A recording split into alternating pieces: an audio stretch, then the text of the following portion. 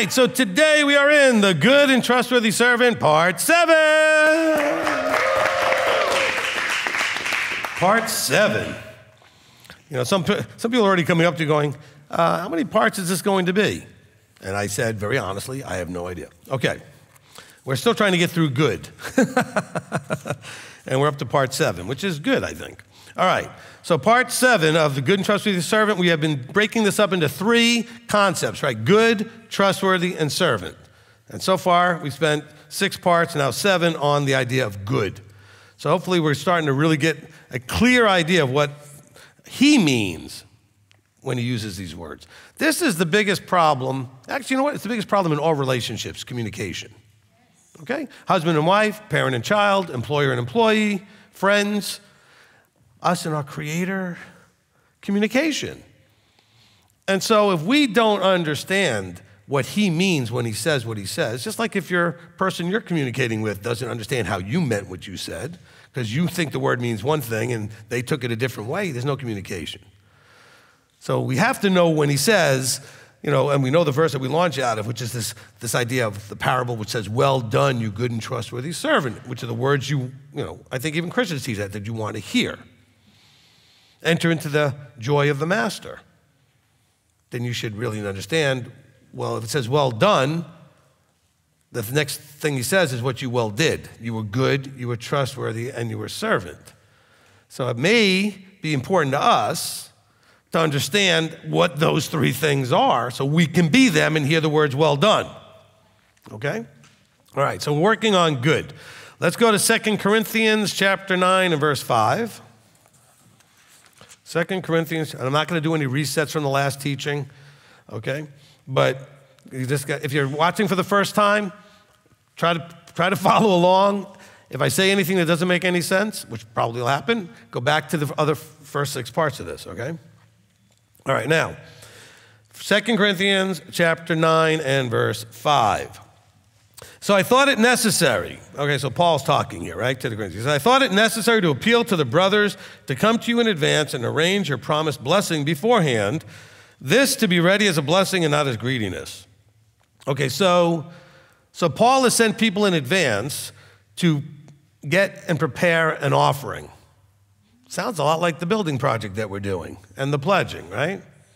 He said, so I sent brothers in advance to arrange your promised blessing. In other words, he talks earlier, I'm not going to read into it, but this is a group that has been known for its generosity and had a reputation. And he said, look, you promised these things. So I sent brothers to go get ready in advance so that when I get there, you're not embarrassed and people aren't going to mock you because you said this and you didn't come through. And so we can see that hypocrisy, as always, is a very big problem with human beings. And scripturally, it comes up all the time, right? Don't say one thing and do another. And don't lose integrity by saying you're going to produce and don't produce. So he's saying here, so I thought it necessary to appeal to the brothers to come to you in advance to arrange your promised blessing beforehand. And he said, this is to be ready as a blessing, not as greediness. So we can look at that in one of 2 ways. Now, Paul does tend to make a strong case in this section and others for his worthiness in terms of receiving offerings, funding, okay, blessing that way. And so what we have to understand as we're looking at this is saying, look, greediness can be looked at in 2 different ways, all right? This is to be ready as a blessing and not as greediness. In other words, you're doing this to be a blessing, not because you want to gain anything or not because we're not collecting it because we're being greedy. So you can take it from either direction. The whole idea is to be a blessing or to be a flow-through of blessing. Okay? If I've taught you nothing about the use of financial things in this world by the Creator, it's that he wants us, with all things, to be flow-throughs, conduits, so that he gives to us so we can be a blessing to continue that outflow to others, right? Okay, you are never meant to be an end point. Now, you get to keep some of it because it blesses you, whatever it is that he's blessing you with, but it's to then outflow, okay? So that's why we don't do things hoping to gain. We do things knowing he's promised us to be blessed, but it's not about I'm doing it just for that reason. All right, I'm doing it to be a blessing, knowing that being a blessing has a reciprocity of receiving blessing, right? Reaping and sowing, okay? So then he says, and this, he who sows sparingly, now he's talking to those who are going to be preparing their offering, their blessing. He says, he who sows sparingly shall also reap sparingly, and he who sows on blessing shall also reap on blessing. That's a weird way of wording that. He who sows sparingly reaps sparingly. Simple. I put a little bit, I'm only going to reap a little bit. And he says, and he who sows much, no, it says blessing. So, in other words, it's out of the abundance of you, because your abundance may be small. It's still abundant to you. So it's not about the amount. It's about the amount relative to you. Okay? So as you sow blessing, you receive blessing. Okay? Let each one give as he purposes in his heart, not of grief or of necessity. Okay? Not because grief would be like someone's pressuring you, or of necessity because you feel obligated. Okay? For Elohim loves a joyous giver. The creator of the universe is the ultimate manifestation of, or the ultimate idea of giving, okay? He's the ultimate giver. I almost couldn't find the word like elder earlier, but you did find it eventually without me coming in here. Okay, so when you said Yahweh is existence, okay, that was good. All right, now, for those of you watching, that was during our praise and prayer time, and you weren't here for that. Okay, good. Now, so, well, unless you were on the live stream. Okay, let each one give as he purposes in his heart, not of grief or necessity, for Elohim loves a joyous giver. So this is where it says even in Moses' time, when he's collecting for the building of the tabernacle, that each one gave as they were moved in their hearts. And, you know, we have this building project. I would love to be like Moses and say, we have enough, we have too much. Okay? Because Moses had to tell them, it's okay, we got enough now. We got no place to put all of this, that we have what we need, more than we need. So, but I don't want you to give because anybody pressures you. That's why we never take up a formal offering, because there's a lot of pressure in that as the basket comes around or whatever, okay? I even seen congregations, they stream it where they say, we're taking up an offering now, and the camera's watching people walk up. It's like, wow, that's rough. That's kind of embarrassing for those that aren't getting up. You know, that's a lot of pressure, okay?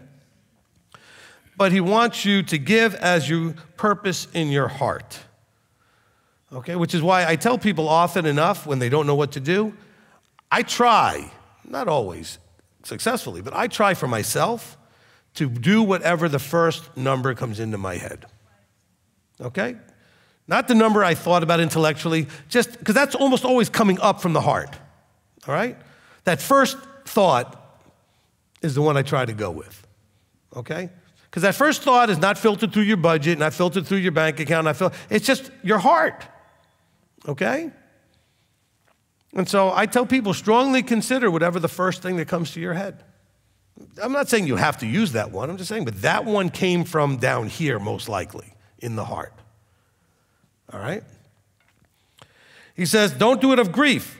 Don't give if you're going to be whining about, oh, I can't do whatever. And don't whine about that you can't do more. Embrace your reality. Okay? Your reality is your financial situation. Okay? You make $150,000 a year, then maybe you can give a whole lot more than a person that makes $30,000 a year. But your reality is your reality. You know what's really funny? Often enough, the person with less wants to give more than the person with more.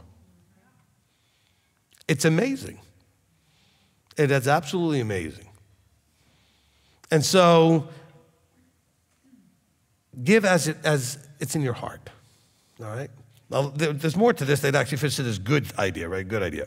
It says, in Elohim, if you do this, okay, you're doing this because you know that Elohim is able to make all favor overflow towards you, that you always have all you need in every way, having plenty for every good work.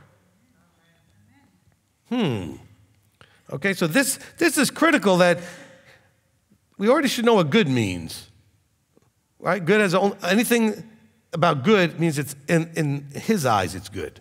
It comes from him, it flows from him, it's like him. Because there's none good but one, right?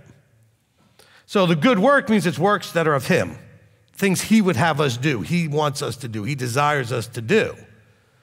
And he says, he is able to make, remember your heart, now remember the context here, the heart is, I want to give.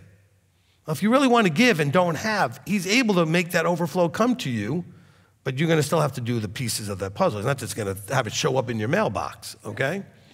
But he may inspire you to go do something to produce the extra wealth to give what you want to give. He said, so that you always have what you need in every way, so you have plenty for every good work. So every good work is you have plenty to do the things you need to do, plenty to give the giving you want to give. So you have plenty for every good work, which is everything that's in your life that is of him that you're to do. How you love each other, how you love him. And all of that includes, okay? So we need to trust and believe that if we are doing it according to what he says here, sowing sparingly, reaping sparingly, sowing blessing, reaping blessing. Because remember, sowing sparingly and sowing for blessing has to do with how it's relative to you, okay? One person can give $100 and it's sowing blessing. Another person can give $100 and it's sparing. Do you understand what I'm saying? And so you have to look at you. And by the way, this is critically important. Never, ever look at anybody else. Don't compare yourself when it comes to this kind of stuff to anybody else. Don't look at what they're doing and feel, either jealous or prideful, right? You could be looking down at them because they're giving less, or you could be looking up at them and all depressed because you can't give as much. You do what you can with integrity, okay? Because this is not about the amount. It's about the amount relative to you. Is it abundance according to you, or is it sparing according to you? Okay? Because we do have the body always has lots of people that are poor. Okay? There are people on Social Security or whatever their government calls that kind of thing, the government benevolence. There's people with disabilities. There's people with all kinds of very limited means. But often enough, they're the ones who want to do the most. And I'm very impressed with that, okay? And so, but what they give relative to the amount is very small. But to them, it wasn't small. Percentage-wise, it wasn't small, okay? And so, you have somebody, for example, that makes, let's say $400 a week, and they're going to give $50 as some sort of an offering, right? A little more than 10%. They give $50 as an offering. That percentage is different than the person that makes $2,000 a week and makes a $50 offering. You see what I'm saying? Okay, so always only look at you. Don't compare yourself to anybody but you. Okay? So when he says, well done, good and trustworthy servant, he's only comparing you to what he's given you as guidelines. He's not comparing you to anybody else. So I want you to absolutely, from today forward, from this moment, stop looking at others thinking they're doing better than you. Stop looking at others thinking they're going to get there, you're not, they're this or that or this. Stop comparing yourself to anybody. Only compare yourself to him, not in terms of doing, well, I can't do what he did. No, but in terms of how much are you becoming like him. That's the level of comparison. But this isn't a competition, okay? Everybody that does the most they can do, and they do what they can, the most they can to please him with what they have, will get to hear the words, okay? It's not about, this one did a lot better than you did, so they get in, you don't. And you might actually do better than the one you think is all impressive because they're not doing what they should with what they have. It just is more than what you're doing in some ways. And by the way, you know how much you don't know about those people? Much more than you do know. Do you understand that if you actually were being honest with yourself and looked at all the people in your life, you know almost nothing about them? The majority. There might be one or two people, if you're married, then maybe your spouse, right? Your children, at least up to a certain age, then you don't know anything because they're not going to tell you. But how many, even your friends, how much do you really know? Okay, maybe a little more, maybe a little less. But most of the people in your life, people you interact with regularly, even if you're not real close to them, you know almost nothing, and then you compare yourself. Why? Why? You really don't know what they're going through, what they're really dealing with, what they do when they're not where you are, where you can see them. So please stop doing this. You know the only person to compare? Go look in the mirror. Compare you to who you were yesterday, who you were last month, who you were last year, and look to see if there's growth and improvement. Stop competing with everybody. It's not a competition. Well, let's call it, well, actually, Paul uses this analogy, but let's use this analogy. He says, all who run the race run to win. But everybody that runs wins if you run the race and put your full out. There's not like a winner, everybody else loses. Everybody can win. So it's not about who gets there first, it's about getting there, if you understand what I'm saying. By the way, you know that there's going to be more than one resurrection, right? Like there's a first resurrection. So does that mean the people in the second resurrection don't get the same thing as the people in the first resurrection? So getting there first, now there are some, he says, blessed are those in the first because you were the first, meaning, you know, you had to do it through different conditions than the people will have to do it in the second. If you don't understand what I'm talking about, go listen to the Millennium and Kingdom teaching. But understand, they're still going to get the same things. They're going to get the eternal life. They're still going to get all of that stuff. Okay? And the only reason you are first is because he didn't call them now, he called you now. So you had nothing to do with that either. Anyway, okay? Do you understand? There will be nobody in the first resurrection that it was because of them, meaning that they got to be picked for that. Zero. Now, they will have done the doing that gets the well done, because well done means you did something, right? So they're going to get the well done part. But getting into the game, so to speak, into the race, so to speak, you had nothing to do with it. Abba said, you're in this race. He took a hold of you, poked your bubble, and said, welcome to the game, okay? Where you have to beat you, all right? This is the game of growing into the image of Yeshua. And so most of the world isn't in the game. They don't even know there's a game. And I hate to call it a game, but you understand the analogy I'm making, right? They don't understand there's a race. And the race is to the finish line of the kingdom. But they're running, if the racetrack is this way, they're running that way, they're running that way. They're not running because they don't know. They don't know. And the only reason you know is because he told you, right? He poked you. It's not, and you didn't deserve it. You didn't earn it. He picked you. Who knows why? He knows why, okay? I don't know why he picked me. I don't know why he picked you, okay? And some of you, please never do this. Don't look at somebody and go, I wonder why he picked that one. I mean, don't ever do that. Don't start judging, okay? Because some of you are like, okay, I wouldn't have picked that person, but if he did, all right, look, anybody that understands really what the word is saying and not coming from that Christianized sort of way of going, he hand-selected. You can't get there by yourself. I mean, you'd think you would be able to just read the book. It says what it says. But you can't because the delusion is there on everybody. He says our fathers have been, swallowed lies and been given lies. We've all been given strong delusion. Everybody has that, okay? Okay, it says the devil has deceived the whole world. So everybody's deceived until he, the creator, goes, I want to touch you right now and open your eyes and your ears and let you know what's going on. Why? So you can know what the difference is between good and evil. So you can do what's good, all right? Now, of course, you wouldn't understand what's good and evil, not just because he poked you, but you need a teacher to do 50 million parts to explain evil and then to explain good, because you already did the evil teaching. Because it takes that many, that much, teaching to overcome all the, centuries of teaching it wrong. So the world, in their delusion, sees things through their delusional filter and doesn't understand what evil is and what good is and all these other things. So how are you supposed to understand any of this? Well, here he's saying, look, whatever it is, and not just talking about financially, right?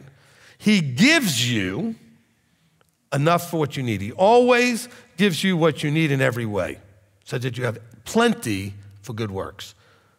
So it's plenty for every piece of Torah observance. because the works are Torah, the instructions from above. And we're not just talking money here, finances, okay? You have everything you need to love your neighbor. You do. You may struggle with it, but he gives you everything you need. And if you're struggling in an area, keep trying and he'll give you more, and keep trying and he'll give you more, and you'll get better at it, okay?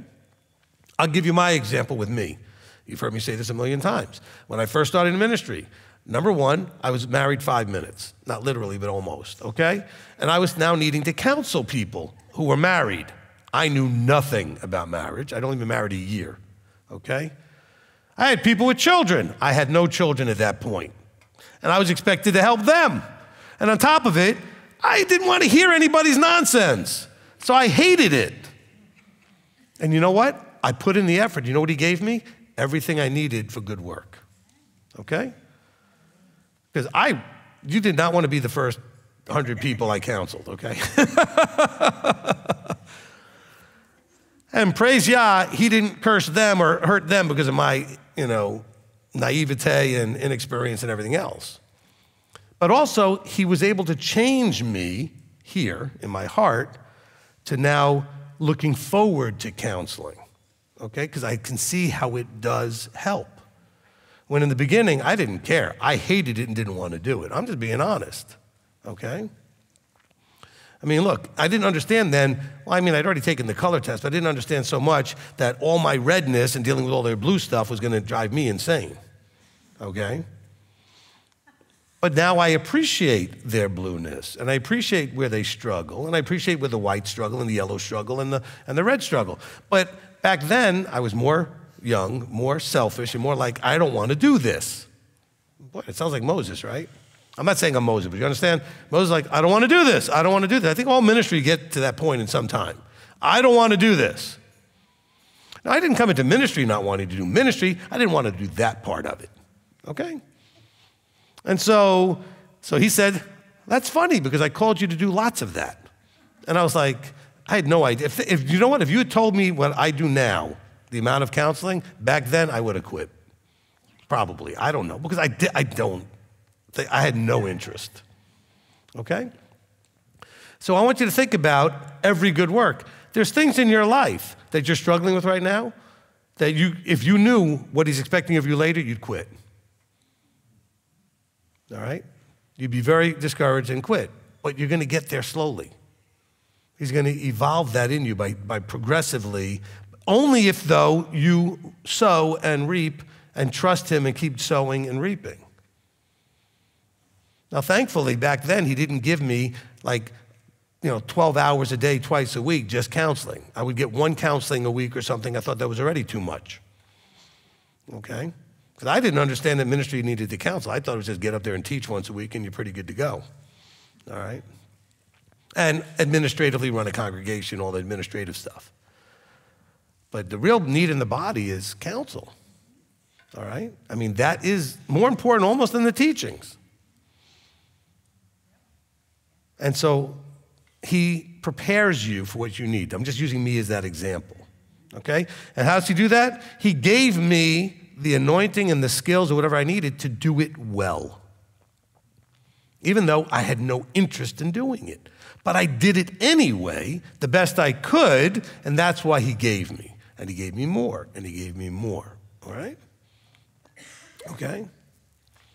Look, and let me I want to say this, so I hope it doesn't come out weird or bragging or anything. I used to take 40 hours a week to write a teaching, okay? Because, first of all, it was groundbreaking for me to write teachings. It was also groundbreaking. The things I was teaching were I'd never heard anybody teach, okay? So figuring out all the verses and laying all that foundation, I would spend literally about 40 hours a week just writing a teaching. Okay, every day, hours a day, working on the teaching for that Saturday, all right? And he gave me more and more on my plate to the point where I looked at Elder last night and I said, I haven't even looked at the teaching yet for today. And he looked at me like, what? I hadn't had time. I already had notes that I'd put together because, I got notes for the whole good part, right? But I always like to go through it and review it and make sure, which I did today. I got to finally do that. But I didn't worry about it because he gives me what I need when I get up here and start moving my mouth. And I've learned to trust that. But it's not like I was lazy. He put more and more on my plate, so he had to also provide everything you need for every good work. Do you understand now? If I didn't need to do all the other things so much, I probably would still be needing to do more hours per week on things that I now spend less on, because there's only so much time per week, all right? It's like if I showed you the note just says, read 2 Corinthians 9, verses 5 through 12. That's all it says. And a little quote from the one verse that says, have plenty for every good work. And the rest of it is just reading and then expounding. And that's what he gives me because I couldn't get this done otherwise. I want you to take that and extrapolate. It's not about me. It's about what you now. Take your life, your busyness, your challenges, and realize he's going to give you everything you need. He'll make some things easier if you would allow it to play. Look, I don't do this because I know it's going to be easier. I just do it trusting that it'll be easier. And I get up here and just start talking. I read and I talk and I read and I talk. I just trust it. Will you trust him in the things that you need to do? That you haven't had enough time to prepare like you'd like, and you haven't done this, or you haven't done, but you know that you need to do it. Aren't there verses that say, don't worry when things happen and you get called in front of magistrates, etc., that he'll give you the words you need? Well, it's every good work, so it's not always words that you need. He'll give you whatever else that you need. He's going to give you what you need for every good work if you are doing what you can and trusting him. Okay? So I don't want you thinking, wow, that guy's lazy. Doesn't want. Look, I don't have.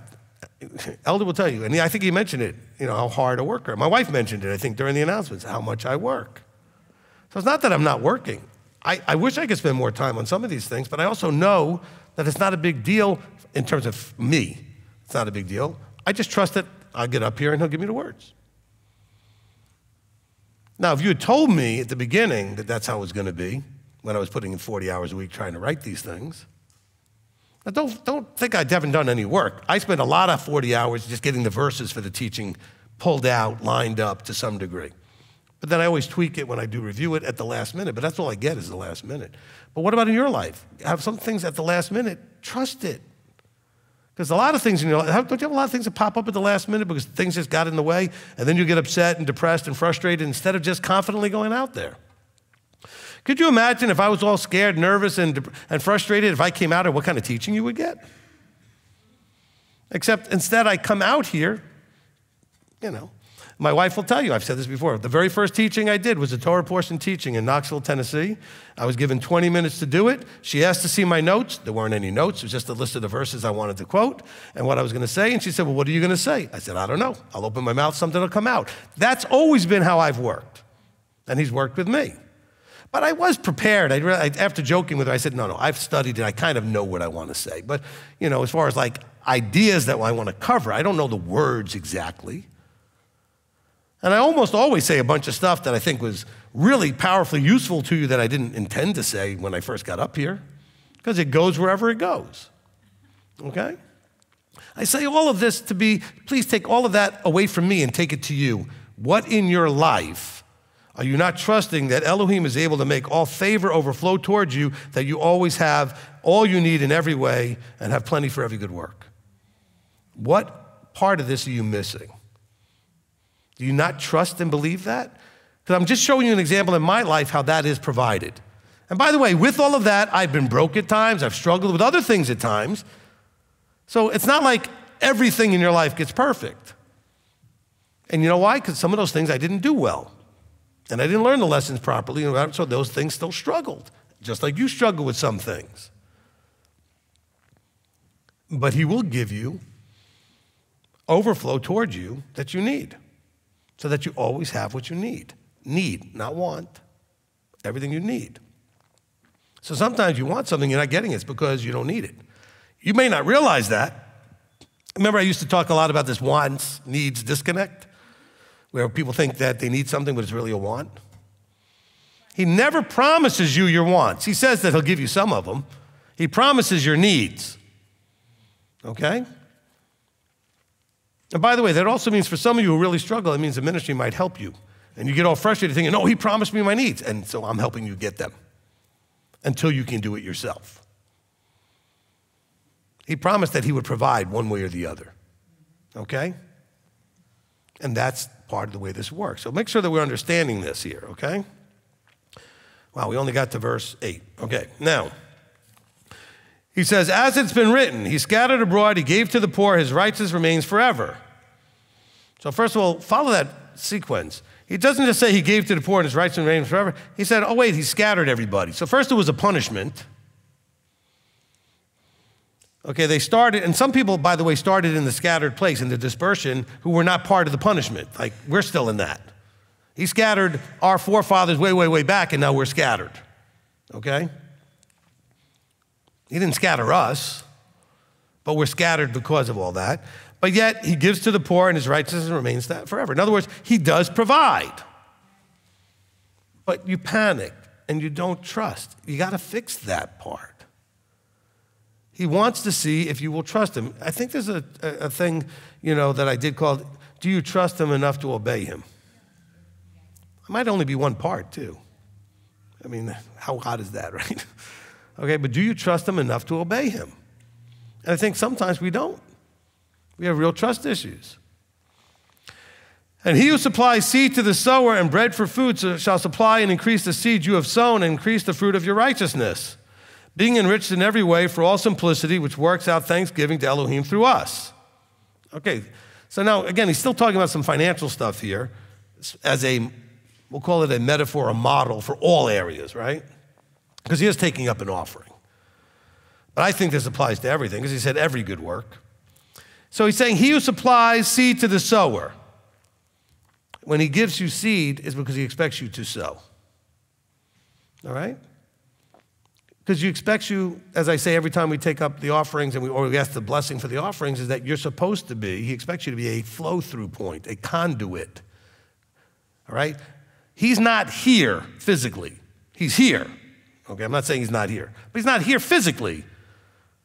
So he uses us as physical instruments to flow through his blessings. He gives us and we give others, okay? And so he gives seed to the sower and bread for food. So he who does all that shall supply and increase the seed you have sown and increase the fruit of your righteousness. So he's saying what you've done is going to bear the fruit back to you. The reaping and sowing thing is a universal law. He put it in place. It works every time without exception. Okay, you reap what you sow. Now, it does not, just for clarity, I've said this many times, it does not mean that you reap what you sow. You're going to reap because you sow. Okay? In other words, if I sow money, it doesn't mean I'm going to reap money. Okay? So when he says you reap what you sow, in other words, if you sow abundantly, you reap abundantly. It doesn't mean the thing you sowed will come back exactly that thing. All right? The verse does say you'll reap what you sow, or Elohim will not be mocked. You do reap what you sow. But it's talking about the heart, remember what it said in here, right? Out of the abundance of your heart, how you are going to make your decisions, that's going to be the criteria or the measuring stick for how much you reap in whatever form it comes. Don't get locked into the form. Well, I sowed, this is like those geniuses on TV, sow your $1,000 seed. Look, if you sowed a $1,000 seed, which I would take it, I don't care, but the thing is, if you sowed it, you should not be expecting money back.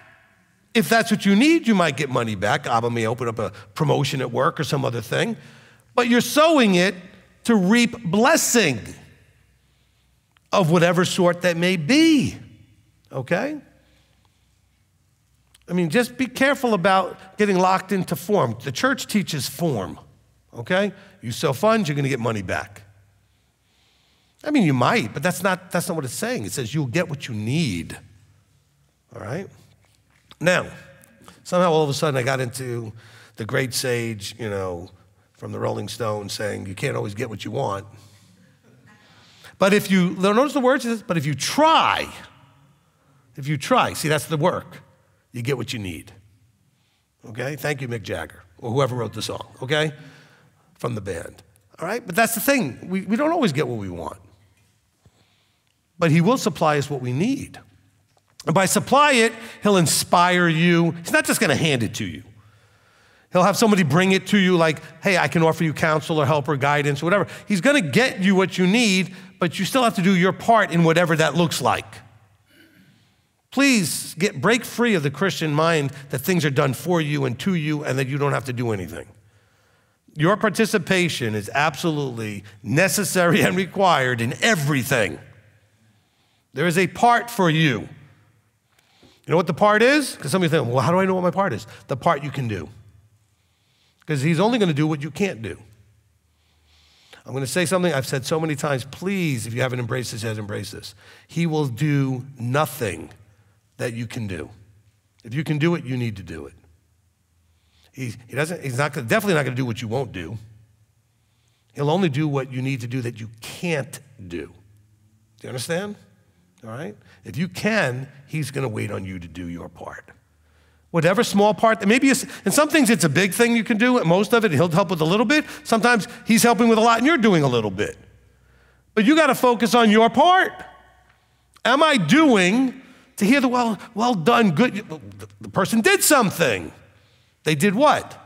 Their part. Okay? And in some aspects of your life, your part is very small. He's doing a lot of the heavy lifting because you can't do more than that. Some of you are struggling in your life because you got too much won't instead of can't. And so he's not going to help you. You know, some of you think, well, there we are with all that personal development stuff. Everything in here is personal development, so you personally develop into him. Okay? What part of this is so hard to understand? Oh, no, I just want you to teach me about the calendar and the Sabbath and not eating. Okay, good. Then you're going to stay in kindergarten, spiritually. Okay? Because I could teach a kindergartner how to eat right and what days to do. Okay?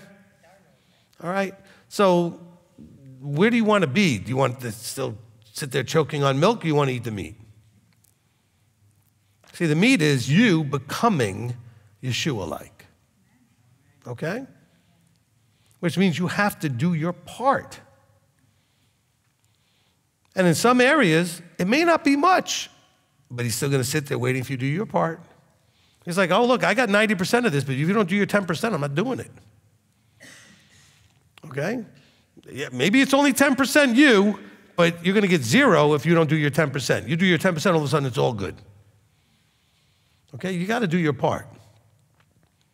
Now, he says, he shall supply and increase the seed you have sown and increase the fruit of your righteousness. Because again, it's very simple. Righteousness is simply doing what is right. Not right according to me, according to you, or your sister, your brother, whatever. It's right according to him. Okay, righteousness is a term that's connected directly to doing what's right in his eyes. Okay? And I know a lot of churches teach, oh, well, you got to do what's right, but they never tell you what that is. Well, it's what he says in the Torah. His instructions tell you what he thinks is right and wrong. It's not complicated. You don't have to arbitrarily try to figure out, what right and wrong is. He tells you. So he tells you about blessing through offering, in this particular case, abundantly out of whatever's in your heart, that this is going to bear seed and fruit of righteousness, because it's righteousness to do what he's told you to do, which is right. And he does command us all throughout from the beginning of the book. He commands us to make offerings. He talks about tithing and offerings all the way through, right? And so, which is funny because a lot of people just talk about the tithing, or a lot of people just talk about the offerings. He asks us to do both, okay? Some churches never talk about tithe, but they only talk about, hey, you got to make an offering. And other people talk about the offerings, never talk about the tithe, okay? So it's one or the other, tithing or offering, but no, you have to do both, okay? You have to do both. And for all of you out there, at some point I'll have to do a teaching, I guess, that really covers this argument. Look, I think the tithing teaching probably covered it. Stop buying into that was for the Levites only, okay? It was for the Levites for what reason? Because they needed to do full attention to the service of the work of the tabernacle and the judicial things, the judging, right? That was their job. But they needed to do it full time. So this was to allow them to do it full time without needing to do other work like shepherding and fishing and carpentry and whatever, right? Farming. What about today? Do you not need a full-time ministry person I can promise you, when I call here, every morning when I get up, I call here around 9 o'clock. Elder's already here and been working because he works until 4. I do the night shift. Okay, he starts at like 7 or whatever, 7:30, and I go later. He's already dealt with like 16 things by the time I call. Okay? And it doesn't end until late at night. In other words, there's an incredible need, but how could this exist if you did not participate? Okay? Because, well, I guess it would exist in a much less functional form because I would try and I would still have to go to a job and spend the time, and I wouldn't be able to take phone calls because most bosses don't approve of that, okay, that you take other calls while you're on their job site and working for them. You're on their time. So you wouldn't have anybody to reach. Certainly wouldn't be any building to meet in. You guys on live stream, there'd be no equipment. I mean, the equipment we have here, you know, we spent a good amount of money on to make it so you get the best possible live stream experience as if you're almost here, right? Okay, and I've watched a lot of live streams. We do have an incredible AV team that has put together the right equipment to give you that experience. That all is because you guys tithe and offer. Yeah, okay? And then you get to be a part of increasing the seed you have sown and increasing the fruit of righteousness, because Paul's talking about this offering that's going to go to help the work being done. And it's actually, I believe this is one of the ones that's going to Jerusalem, to the headquarters, okay? And so, now remember, the guys in Jerusalem, none of them are Levites. They're not working in the temple, but they're taking these offerings, these funds. I mean, we're able to do all the things we're able to do because you guys are tithing to the priesthood. We call it the Melchizedekian priesthood because we see Abraham, even before he got his name changed to Abraham, as Abram, giving tithes to Melchizedek. Okay? Melchizedek didn't serve in the temple. There was no temple. He wasn't a Levite. Levi hadn't been born yet. Okay? This is way before all of that. Jacob promised to give tithe also, which he also gave to Melchizedek. And so the book of Hebrews talks about a different or a change in priesthood, which means that all the things that were given to the one are now given to the other. They're not doing the same jobs. The problem is there was a change of priesthood. Why? Because the need for the first priesthood basically got knocked out when the temple went away. Nothing for the Levites to do. The people were basically taken into, you know, they were under a siege, the temple got destroyed, and then they were all scattered. So there wasn't much for the Levites to do. Because Levites to do judging need to be in the land as a nation cohesively together, which they were not anymore. So now we're back to the original, which was the Melchizedekian priesthood. And when they build another temple, which Scripture says they will, guess who's going to be running it? The Levites. So they're totally different in their roles. One does not usurp the other. However, they both receive as priests of the Most High. Doesn't it call Melchizedek high priest or priest of the Most High? Okay?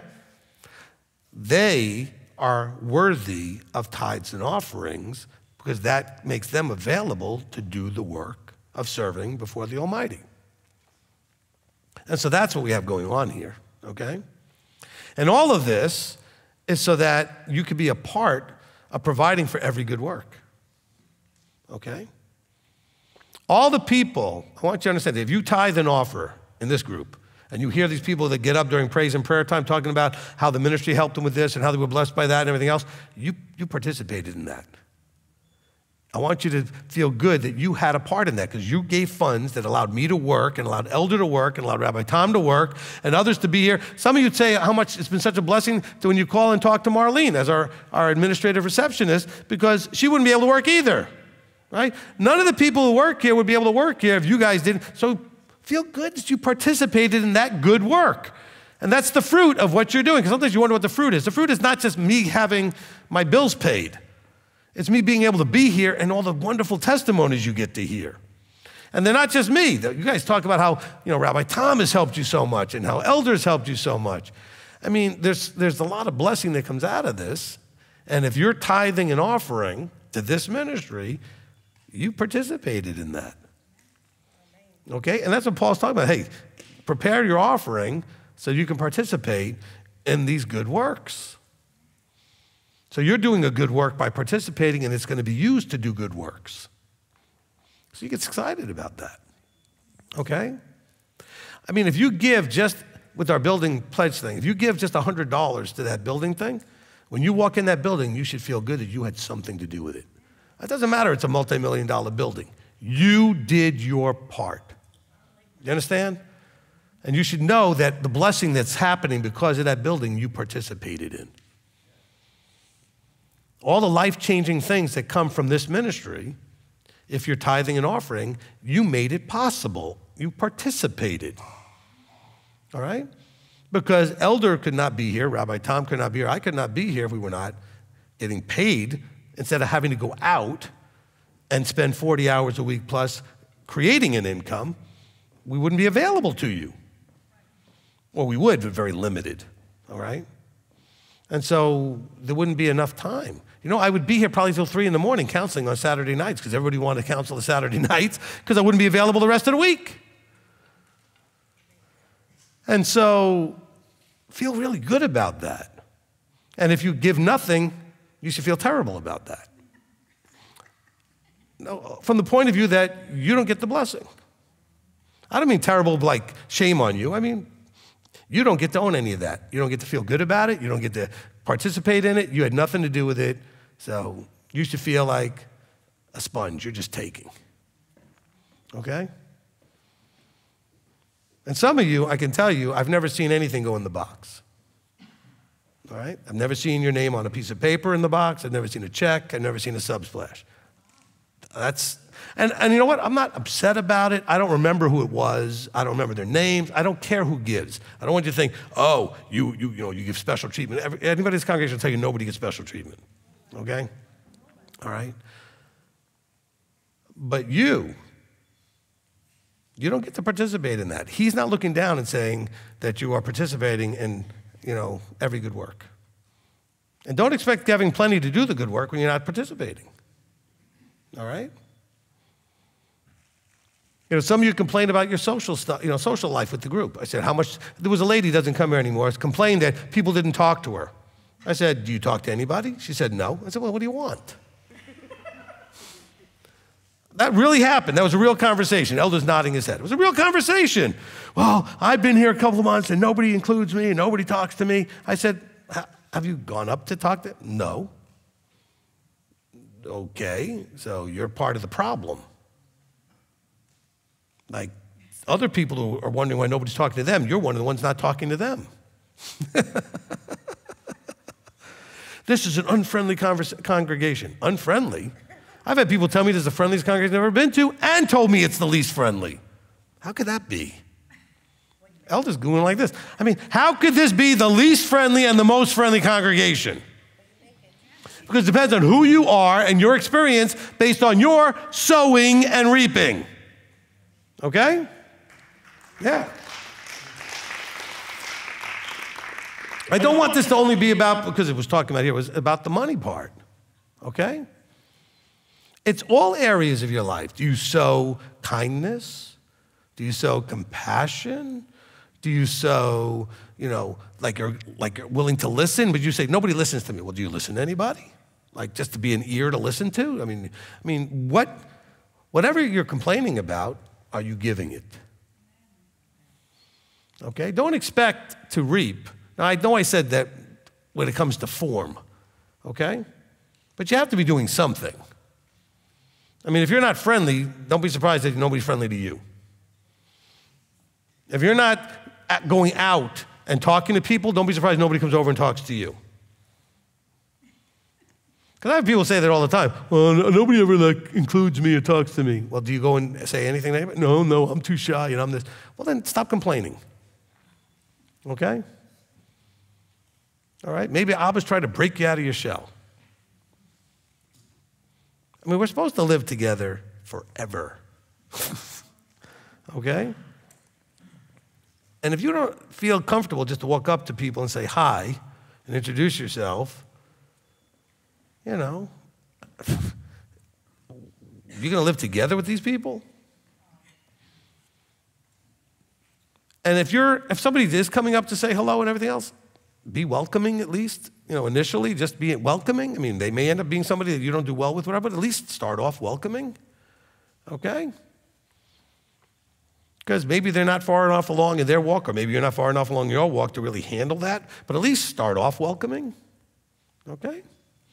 Not everybody matches up perfectly when they first meet, but at least start off optimistic and, ready to receive.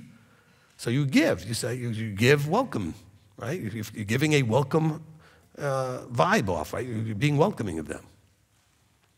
We end in verse 11, right? Being rich in every way for all simplicity, which works out thanksgiving to Elohim through us, all right? So he's saying he supplies these things so that we could be rich in every way for all simplicities. This is all simple stuff. Okay, sometimes it's hard to do, the simple stuff, because we have our issues, but it's not complicated stuff.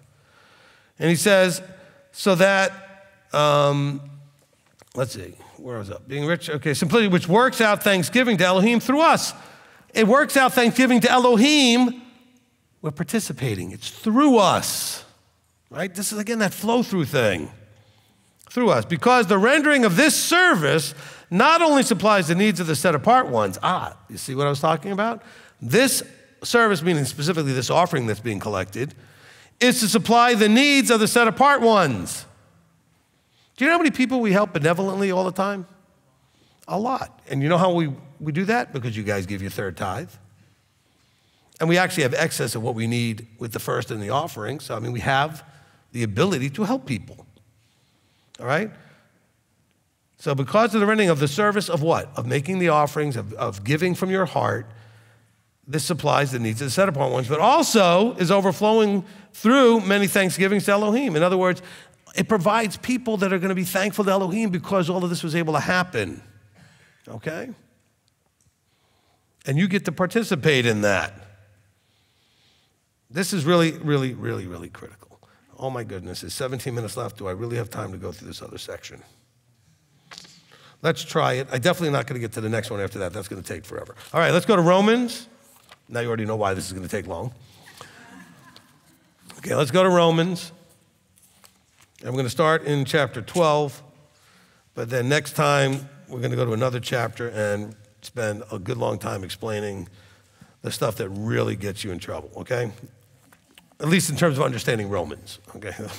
We're going to unwrap a bunch of things. But let's start here. Romans 12 and verse 9. Okay. Let love be without hypocrisy. Okay? What's love? It's outward caring. It's an expression outward. It's an action, right? But let it be without hypocrisy. It has to be genuine. So you do things knowing that you might receive, but you don't do it to receive. You do it because it's the right thing to do. Let love be without hypocrisy. Then he says, shrink from what is wicked, cling to what is good. That's where the hypocrisy tends to come in. Because sometimes we cling to what is wicked and shrink from what is good. But outwardly, we're whitened sepulchres, so to speak, But inside is dead man's bones, etc. That's the hypocrisy. He says, cling to what is good. So what is good? All things of the above. That's what good is, right? And of the above also means of the below, meaning if you take the things of the above and you express them in the below as he's instructed us to. All right? Cling to what is good. In brotherly love, tenderly loving towards one another, in appreciation, giving preference to each other. So now he's telling you this is the stuff from the above that you do in the below. How you interact with each other. In brotherly love, tenderly loving towards one another. Tenderly. Okay? Tenderly doesn't mean tenderizing. Like when you grab the mallet and start smacking the meat to tenderize it. Tenderly. Gently. Okay? With the understanding that the person may be breakable or fragile. Tenderly. Okay? Towards one another. In appreciation. If the other person has no idea that you appreciate them, you've made a mistake. Matter of fact, one of the things that I really appreciate myself is how many of you get up and say how much you appreciate what we do here, okay? Because that's a great expression of, well done, you're helping me. Like, we appreciate you. Not well done that maybe from above necessarily, but you're saying what you're doing is getting the effect you're wanting. It's having the result that you're looking for. And we appreciate that. And then knowing that is the result I was looking for. I wanted to be the blessing. I wanted to get the result. So in appreciation, he says, giving preference to each other. What do you mean giving preference to each other? This is not just esteeming one above the other, but it's like in the body first. Show preference. If you've got worldly friends, family, whatever, people out there that are in the below that are not part of this, that you give preference over the people in this, I don't think you've gotten the point. All right? He said you should prefer each other that are trying to hear those words, right? Well done. Not to shun the rest of them.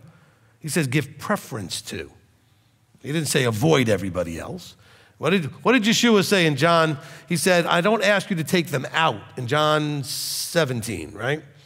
Don't take them out of the world, but keep them from the world. In other words, they're in the world, but not of the world. So he says you should be, while you're in, prefer those that are looking forward to not being in, okay? That are making the efforts to be prepared for when we can not be in the world. Continuing here, he says, not idle in duty, ardent in spirit, serving the master. Okay, so not idle. Not just not idle in general, in duty. Do you know what your duty is to do? It is your duty. Okay, do you remember the 8 declarations you made? All of you that went in the mikvah, all of you that were immersed, baptized, whatever term you're used to using. In Hebrew, it's tevila. You made 8 declarations if you're with me. In those 8 declarations, you committed and now have a duty to keep what you said. And the duty, and what you said was you were giving up sovereignty over yourself. You were giving up all the sovereignty of the world and everything else and coming fully under the sovereignty of Elohim. It's your duty to actually walk that out. And you also, it was your duty, you said that you were becoming a citizen of the kingdom of Elohim.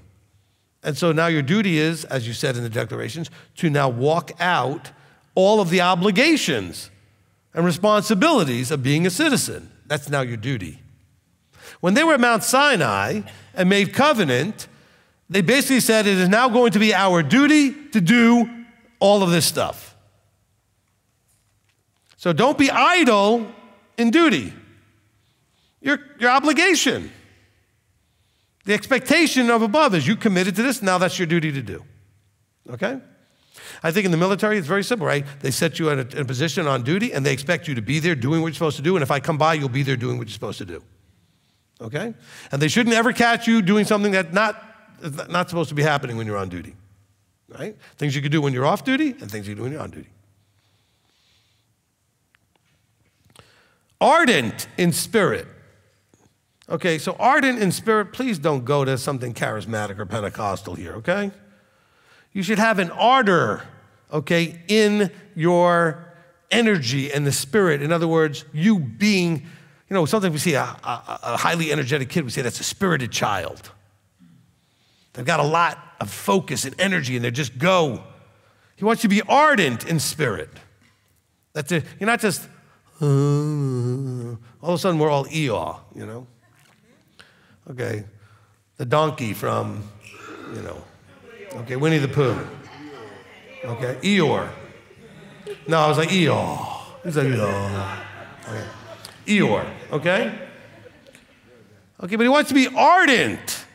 But then the word spirit also has to do with the fullness of his expectations, the fullness of his intent. Be ardent in doing his things. Listen to the teaching, the understanding the Ruach. Okay, understanding the Spirit. So be ardent. Would you think, maybe you need to look up the word ardent. I mean, it's not like saying that, hey, I like that. I mean, it's a strong passion, okay? Are you strongly passionate about this work and this walk? And when I say this work, meaning you transforming into him, I don't want you to think I meant this work, meaning whatever I'm doing. Are you ardent about this work going on in your life? Where's that level of fervent passion? We'll call ardent, okay? Strong passion for something.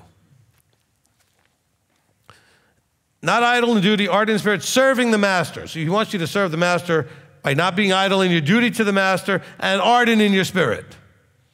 Energetic. I don't care how old you are. The maximum energy level that you have and you can put out there. Okay? Might not be the same as you were when you were 20. I'm 60. I got a lot of energy. You have no idea what that was like when I was 20. Okay? Be thankful that it's calmed down quite a bit. So no, we don't maintain the same level, but get the maximum where you are. Okay? Rejoicing in the expectancy. See, some of you don't focus enough on what we're expecting. Okay? What expectancy do we have? The kingdom. The return of Yeshua, the resurrection, the setting straight of all things, and the kingdom. But are you rejoicing in that expectancy? Because I watch a bunch of you, and I'm not picking on anybody in particular, but I watch a bunch of you who get nervous when the world is doing this, and the world's falling apart, and the government's doing this, and this one's doing that, and diseases. And why does that cause fear and problems? I'm rejoicing in the expectancy, because that all has to happen. And why am I not upset or worried about it? Because I expect it to happen. But I also expect that afterwards, the other stuff is going to happen. Okay? Are you rejoicing in the expectancy? No, I don't like what's happening now. But it was supposed to happen. Like, it's not like you're surprised. He tells us, and I don't even think we're there yet, like where it's really that bad, or I'm not even sure this is the actual, a lot of people say it's end times. I have no idea, okay? Certainly, the times can get really challenging, and they may get worse in a little bit, but it's been worse than it is now many times in history, okay? Certainly in the last 2,000 years, this is one of the good times, all right, compared to some of the other times that there have been. But yet, let's just say it was really heading into, we read the Revelation, it's going to be the worst times ever. Yeshua says it's going to be so bad that if I don't return, basically, he says, everybody be dead. So do you not think that that's actually coming? When it actually gets that bad, are you going to be rejoicing in the expectancy or whining about how bad it is? I'm afraid most of you are going to whine about how bad it is. Start panicking and freaking out. Well, the government's taking control, and they're making us all get vaccinated, and they're doing all these other things. So what? So what? Don't you expect that these people have no idea what they're doing? They have no idea what they're doing, which is why we need him to return. As a matter of fact, Abba's letting it play out so that we have an ironclad evidence that we can't do this without his help. Okay? And even then, I believe, when Yeshua returns, there are going to be people saying, well, if you had just left us alone, we'd have figured this out. He's going to say, excuse me, let me play the videotape. Of course, we're way beyond the idea of videotape. Let me play the digital YouTube or whatever, okay? So this is you guys doing it your way. Oh, look, you almost killed yourselves, okay? Congratulations, that's what you're capable of, all right? Because we're that prideful, stubborn, and whatever. But you should know better, and you should be rejoicing in your expectancy. And notice he says that first, so that you can do the next step, which is enduring under pressure. I promise you, you will endure under pressure a whole lot better if you're rejoicing with expectancy. Because in your expectancy, you know what you should be expecting? You're going to have to endure pressure. There's a teaching we did called Endure and Receive the Crown of Life. I promise you something. I know you're not going to like this. You're going to have pressure and worse in your life. But you'll get through it and you'll endure if you're rejoicing in the expectancy. He says, continuing steadfastly in prayer. Some of you need to improve your prayer life. Because you need to be continuing steadfastly in your prayer. Continue in your prayer steadfastly. Do you know how many times Yahweh seems to use, and the scripture uses, and he inspires people like Paul to write things like, the idea of steadfast, clinging, utmost. Okay, these ideas that take an awful lot of effort and discipline. Because it doesn't just say continue in your prayer. Be steadfast in your prayer. I don't know, I haven't looked up the word in a while, but to me the word steadfast has a really strong idea of reliable. That you are reliable in your prayer. You're reliable in continuing in your prayer in a consistent way. Because if I know someone is steadfast in their job, I know I can rely on them. Okay? Are you reliable in your prayer life? Can he rely on you to be continually connecting vertically? He says, imparting to the needs of the set-apart ones. Are you imparting to the needs? There's lots of ways you can do that, okay? Somebody the other day had an availability of their vehicle to maybe help some people out and wanted to post that, hey, I got an availability with my vehicle to help some people out, all right? Some of you may realize there are people that need you to sit with them during the oneg, the meal we do after services, because nobody sits with them. And they need someone to sit with them and talk to them. What are you doing? Because providing the needs isn't always like either food or money or some other thing. Maybe somebody needs a friend. Most of the people I talk to that live in isolated places, meaning places that aren't a congregation, especially in parts of the world where they're the only one that they've even aware of that's even remotely trying to do all this, they lack that fellowship experience. Even if it was like through WhatsApp or, like Zoom or something, right? They lack that. So what a blessing you could do to meet the needs of some of these people by befriending and allowing that kind of contact, all right? It says here, pursuing kindness towards strangers. Why would a stranger ever want to do anything we're doing if we're not kind to them? Now, their bubbles might not be popped and they might not be ready for all of this. But when they ever get the bubble popped, they'll be like, well, that person's a jerk. I wouldn't go over there anyway. I mean, why would they be kind?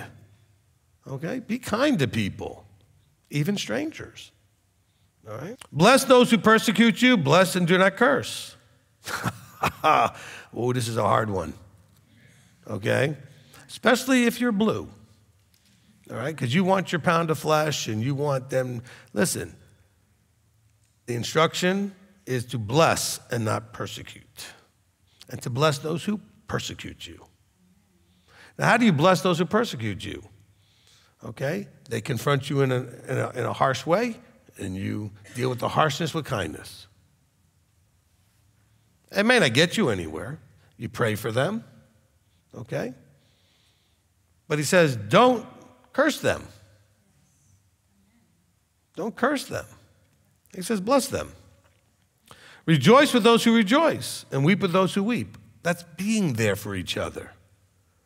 Celebrate with each other, but also cry with each other. In other words, be a brother, be a sister, be a friend. We're supposed to be a family, a mishpacha of millions of people at some point, billions of people at some point, right? Well, if you can't do it in a small group setting, how are you going to do it in a bigger group setting? Okay? This is really where the ministry part comes in. Be of the same mind toward one another. How are you going to do that if you guys are not under the same instruction and the same teaching, the same understanding? Be of the same mind. What mind? Let this mind be in you. Philippians 2:5. The mind of Messiah. Okay? Be of the same mind. That mind. Okay? Do not be proud in mind, but go along with the lowly. Do not be wise in your own estimation. Be careful you think that you are so smart. Okay? You know where it talks about be careful you think you stand lest you fall. We got a lot of people with a lot of pride and ego problems. And then they argue, especially with the vertical. That's really a problem. Okay? Just be careful. It says, do not be proud in mind.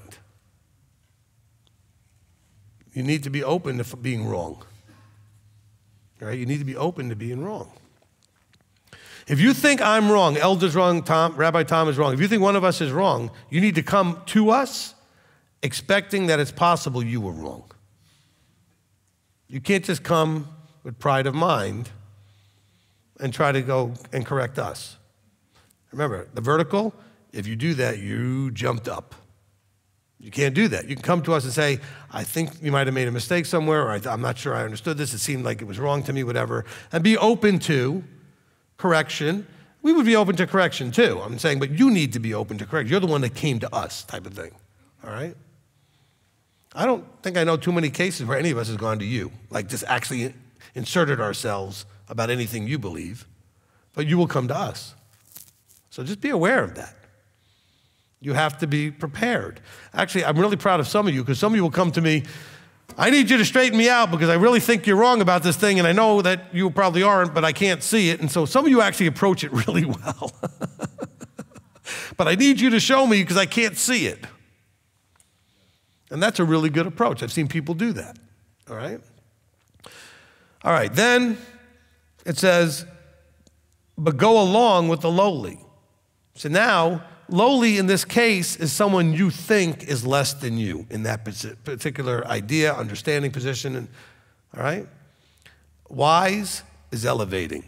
So anybody that you elevated over you think is lowly, all right? He says, no. Don't be wise in your own mind, and go down here and go along with the lowly and have compassion and recognize that they're trying to walk this out too. Maybe you're right and they just don't understand it. Be patient with that. Okay, do the other things that it said earlier when it said to do things with kindness. Okay, it talked about, let's see, to bless and not persecute, rejoice and weep with each other. All the fruit of the Spirit. Do that in all your relationships. He says, do not be wise in your own estimation. The key part is your own estimation. So when you walk over and say, I think you're wrong, okay, be careful and make sure, is that your estimation or do you have something more solid behind that? Be careful with that.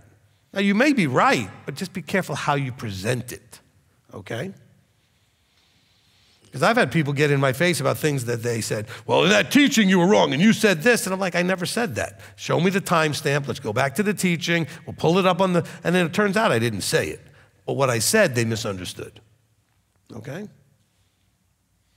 You have to understand, in our partially coming out of the delusion, and none of us are out of the delusion, okay? That means there's parts that are still being filtered through the delusion, which means I speak and you're going to hear what the delusion is going to tell you I'm saying. So you're not going to receive it exactly how I say it, which is what we see every time we do an afterburn, which we're going to do in a minute here, and take questions, and it's going to be clear, maybe not today, but it's often clear enough that what I said did not get received the way I said it because it gets filtered. Anybody who's married has had that problem with their spouse. You say something, they got all upset, or you said something, and now you're upset because of the way they responded, because the communication. We don't hear things clearly and correctly because we edit, we filter, and we add like our own, meaning to what people are saying. We jump to conclusions, right? Okay. I got on the board in the conference room, which is where I do all the counseling. It says, do not conclusion jump somebody else's motivation. Okay? That's one of the biggest problems in every relationship, is that you do something and I'm going to conclusion jump what motivated you. Well, you did that because you hate me. You did that because you want to control me. You did that because of this. You did that because of that. But they didn't say that. Because if they said it, you wouldn't be conclusion jumping, right? But this is what we do that gets us in so much trouble. We jump to a conclusion about others' motives. Because I'll have people tell me, well, my husband or my wife, blah, blah, blah. I said, wait. How do you know that's their motive? Because I won't be just telling me what they did, or what they think they did anyway, or what they said. But they're going to say, well, that's because they this or this. I said, how do you know? Did they say that? Or no. They just know. They just feel like they know. Don't do that, because you'll be wrong a lot, and you'll wreck every relationship that you do that in, okay? I know we're a little bit over here, but I'm going to finish this up. Repay no one evil for evil. Respect what is right in the sight of all men. Okay? So repay no evil for evil. Go listen to the evil teaching. We'll explain that. Respect what is right in the sight of all men. Now, respecting what is right in the sight of all men, not expect what is right in the sight of all men. Do you see the difference? In other words, you're not respecting what is right in their eyes. You're respecting what is right, and they're getting to see it. Be careful with the phrasing, because people say, oh, I got to do whatever is right in the sight of all men. No, I have to respect what is right, and you get to see it. Okay? Well, sir, you need to work on Saturday. No, I'm sorry. I need to show respect to what is right, even though it's in your sight. Okay, I can't do it. Okay? And then all your friends say, well, you should have worked. That's what you think is right. I have to respect what is right, always. So be careful there's no comma there or something to help you understand that. But respect what is right. See, you probably heard this taught differently. Respect what is right in the sight of men. No, that's groupthink. Okay? We're not doing groupthink. He decides what's right. I need to respect it, and I need to do it always in front of all of you. Okay? You can clap for that. It's fine. Okay? But while you're doing that, it's going to be a problem. And he says, so if possible on your part, be at peace with all men. People say, oh, see, that's why you're supposed to do what's right in everybody's eyes so that you have peace. No, he knows that when you do what's right, it's not going to be right in their eyes. But you're doing it. But if possible, he says, try to be at peace while you're not doing what they want. Okay? If possible, do that. He says, beloved, do not revenge yourselves, but give place to the wrath, for it has been written, vengeance is mine. Okay, do not revenge yourselves, but give place to the wrath, for it has been said, vengeance is mine, I shall repay. Who's going to repay? It says Yahweh. See, all you guys who want, it says that if I pray this or that, or it's going to put, coals on their head. But you want to see it in your lifetime, and you want to see it right now, and I want to witness it. He says, vengeance is mine. You just don't worry about it. Everybody reaps what they sow, just not when you want it to happen. Okay, so you need to put your wrath to the side here. Vengeance is mine, says Yahweh. Okay? He says, instead, if your enemy hungers, feed him, thirst, give him drink, for in so doing you heap the coal. There's the verse, right? Heaps the coals of fire on his head. But look at how it finishes, and then we'll end with this. Do not be overcome by evil, but overcome evil with good. Okay? You overcome evil with good. What is good? We know it's all those things from the above on how to interact with him and how to interact with each other, right? He says you overcome evil with good. Again, if you don't know what evil is, go listen to the evil teaching, and now you're learning what good is. Listen to the first 6 parts of this to kind of get caught up, right? All right, amen. Father, we come before you. And Father, we do want to overcome evil with good. And Father, we want to understand how we are to treat each other. We are to understand how you desire us to be. We certainly also want to understand the idea of reaping and sowing in every aspect, whether we're reaping financially or reaping, or I shouldn't say that, sowing financially or sowing relationally or sowing in some other way that is of you. And so, Father, please help us to look in the mirror and see ourselves and not be looking at everybody else, but to work on ourselves and to be doing our part, however small or big that is. So that, Father, one day we all pray and ardently desire to hear the words, well done, you good and trustworthy servant. So, Father, we want to thank you. We want to praise you. Continue to ask your patience with us as we do strive to become like you. As we come before you now in the name above all names, Yeshua our Messiah. Amen. Amen. Amen.